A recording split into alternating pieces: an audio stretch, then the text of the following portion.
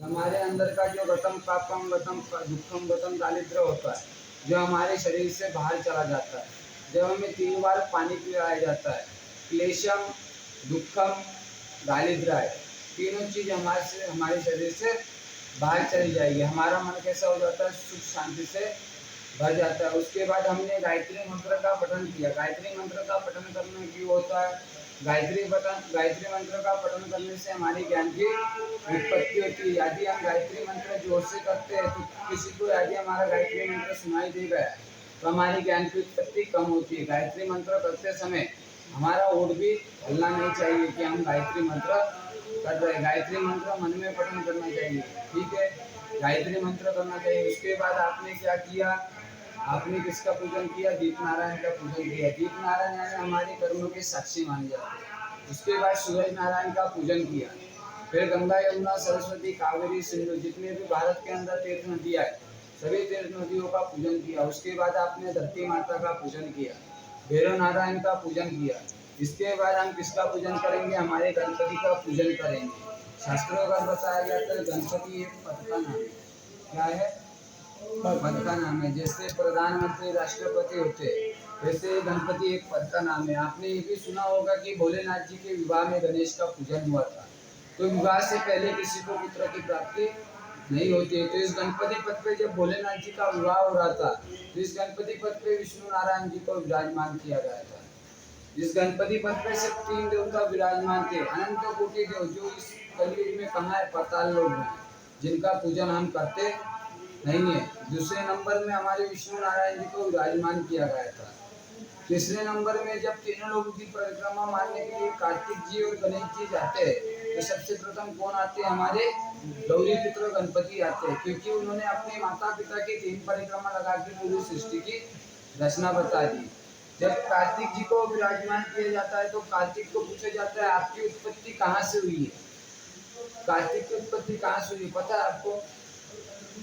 कार्तिक की उत्पत्ति भोलेनाथ जी के नेत्रों से यानी आंखों से कार्तिक की उत्पत्ति हुई है। हमारे गौरी पुत्र गणेश, गणेश की उत्पत्ति कहाँ से हुई है? गौरी जी का जो शरीर का मेल होता है उसमें से हमारी गौरी पुत्र गणपति की उत्पत्ति है। गणपति का असली नाम क्या है? गौरी पुत्र गणेश। इस गणपति एक पद का नाम, ठीक है।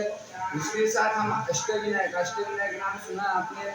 अष्टविनायक यानी गणेश जी का सब परिवार होता है, उनके साथ हम गणपति का यहाँ पे पूजन करेंगे। गणपति का आशीर्वाद हमारे जीवन में बना रहे, मगर उनके साथ जो परिवार होता है, जो उनका कुटुंब होता है, उनका भी हमारे जीवन में आशीर्वाद बना रहना चाहिए। तभी जाके हमारे जीवन में सुख और शांति की प्रधानता होती है। हाथ में पानी रखना है। सबसे पहले हम क्या छोड़ते हैं? संकल्प जोड़ते हैं। किसी भी चीज को हम यदि ठानते हैं तो हम उस चीज को क्या करते हैं? पूरा करते हैं, ठीक है। संकल्पम जायते सिद्धि, बोलना 3 बार। विष्णवे नमः, विष्णवे नमः, विष्णवे नमः।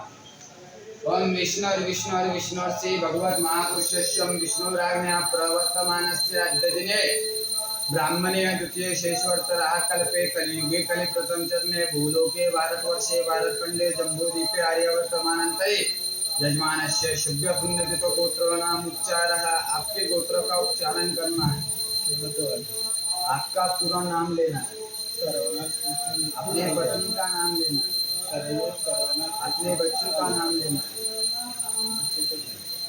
ठीक है। आप बोलना है सपत्नी को हम, आप बोलना है यजमान हो हम, दोनों जनों में बोलना है मम आत्मन पुराणोक्त शास्त्रोक्त वेदोक्त उदित पुण्य फल लाभ के रकम श्री त्र्यंबकेश्वर स्थाने ज्योतिर्लिंग कृपा प्रसादेन संपूर्ण मम ग्रहे मम कुंडली मध्ये दोष निवारण परिहारार्थ चिरकाल संरक्षणार्थ व्यापारे उद्योगे, आपका जो व्यापार है उस व्यापार का ध्यान कर लेना। बोलना है यश विजय प्राप्ति कीर्ति राजद्वारे न्यायालय उद्योगे संपूर्ण पुण्य फलः प्राप्ति निमित्तेन प्रथम दिवसेन द्वितीय दिवसेन तृतीय दिवसेन गणेश पूजन संपूर्ण महागणाधिपतये नमः संपूर्ण पूजन फल प्राप्ति निमित्तेन प्रथम दिवसेन गणेश पूजन जप अनुष्ठान संपूर्ण फल प्राप्ति। छोड़ देना पानी को। संपूर्ण पूजन कर्मणास्तु। हाथ में पानी पकड़ के रख लेना है। गणेश पूजन मंडलम पूजन नांदी साधच्च वर्णं च करिष्ये। पानी को छोड़ देना। अपने अपने थाली में मंत्र पुष्पांजलि समर्पयामि। एक ही पुष्प ले लेना है। गणपति बप्पा का ध्यान करना है। हरि ओम महा विघ्नेश्वराय वरदाय सुरप्रियाय लंबोदराय सकलाय जगद्दिताय नागाननाय स्तुत्यां विभूषिताय गौरी सुताय गणनाथ नमो नमस्ते।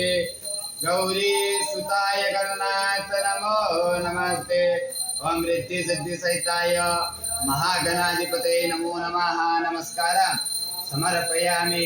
मंत्र पुष्पांजलि समर्पयामि।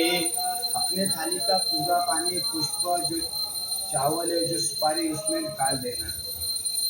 ओम मंत्र पुष्पांजलि समर्पयामि। ओम रिद्धि सिद्धि सहिताय महागणाधिपतये नमो नमः। नमस्कारान् समर्पयामि।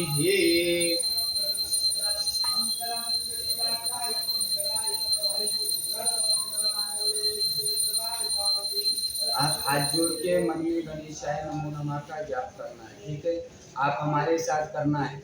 हम किसका पूजन करेंगे? यहाँ पे घंटी भगवान का पूजन करेंगे और शंख भगवान का पूजन करेंगे। ये भी कहाँ से निकले हुए हैं? कहाँ से उत्पत्ति हुई? समुद्र मंथन से इसकी उत्पत्ति हुई। समुद्र मंथन से सारी चीजें निकाली जाती है। समुद्र मंथन से अमृत भी निकाला गया है। समुद्र मंथन से जहर भी निकाला गया है। 14 प्रकार के रत्न निकाले गए। घोड़ा निकाला गया है। लक्ष्मी जी निकाली गई है। मदिरा निकाला गया है। मदिरा यानी पता है आपको क्या होता है? मदिरा यानी पान, यानी दारू भी इसमें से निकाली गई है। समुद्र मंथन से दारू भी निकाली जाती है।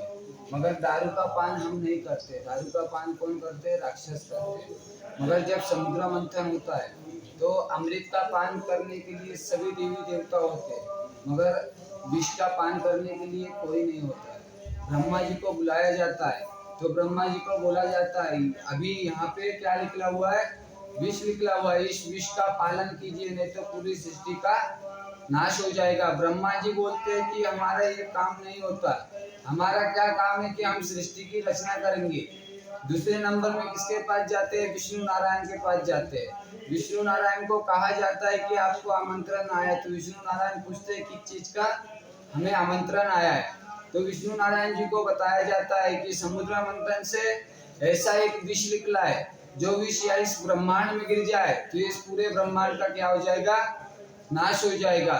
इस अमृत को किसी को पीने के लिए मनाना होगा। तो विष्णु नारायण बताते हैं हमें तो 56 प्रकार के भोग लगते हैं, हम ये जहर भी पीने का काम नहीं करते। लास्ट में कौन बचते? हमारे देवाधिदेव महादेव। महादेव के पास सभी देवी देवता जाते हैं। महादेव वहाँ पे प्रसन्न होते। महादेव पूछते हैं कि आप लोग क्यों इस हिमालय पर्वत पे आए हो? तो महादेव जी को पूरी सृष्टि की रचना बताई जाती है। समुद्र मंथन किसमें हुआ है?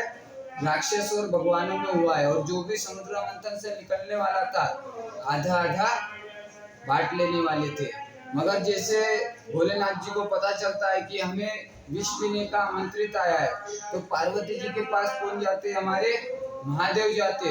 महादेव जैसे पार्वती के पास जाते, पार्वती जी को बताते कि हमें निमंत्रण आया है। तो पार्वती जी क्या पूछती है?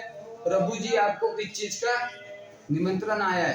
तो तब प्रभु जी कहते हैं कि हमें किसका निमंत्रण आया है? विष पीने का हमें निमंत्रण आया है। तो एकाधी पत्नी होती तो अपने पति को कहती कि आप विष का पालन न कीजिए। मगर पार्वती जी भोलेनाथ जी को क्या कहती है? इस सृष्टि की रचना होती है तो आप अमृत का पान जरूर कीजिए। महादेव न देखते न सुनते हैं। धीरे समुद्र मंथन जहाँ पे होता है उस समुद्र के पास जाते हैं। जैसे विष को पान करते हैं, विष को पान करने के बाद उन्हें याद आता है कि उनके परमात्मा कौन है, महादेव जी के परमात्मा कौन है, इष्ट देवता।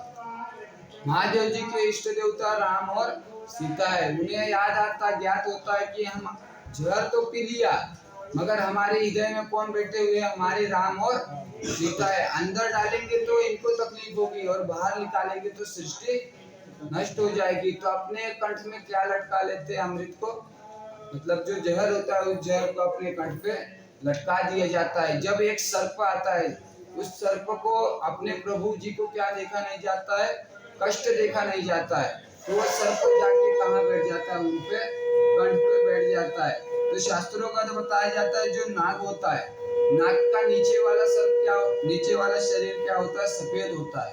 वो सफेद होता है, वो कैसा होता है, एकदम बल्ब के शीतल तरह होता है। बल्ब होता है, बल्ब की जैसी लादी होती है, उसमें हम हाथ रखते हैं तो हाथ एकदम ठंडा हो जाता है। वैसे ही सांप का नीचे वाला घर क्या होता है, ठंडा होता है। उसमें से प्रभु को क्या मिलती है, ठंडक मिलती है। इस इधर जब अमृत, मतलब जो विष था, इस इधर ठान लिया था, तो इधर से नया नाम क्या प्रतिष्ठित हुआ, महादेव का, नीलकंठेश्वर महादेव प्रसन्न हुआ। इसके बाद हम यहाँ पे पूजन करेंगे गौरी पुत्र गणपति का। गणपति के साथ जो अष्टविनायक उनके देवता है, उनका भी हम यहाँ पे पूजन करेंगे। अपने रिंग फिंगर से अपने थाली में क्या निकालना है, आपको स्वस्तिक निकालना है, ठीक है। स्वस्तिक बनता है आपसे,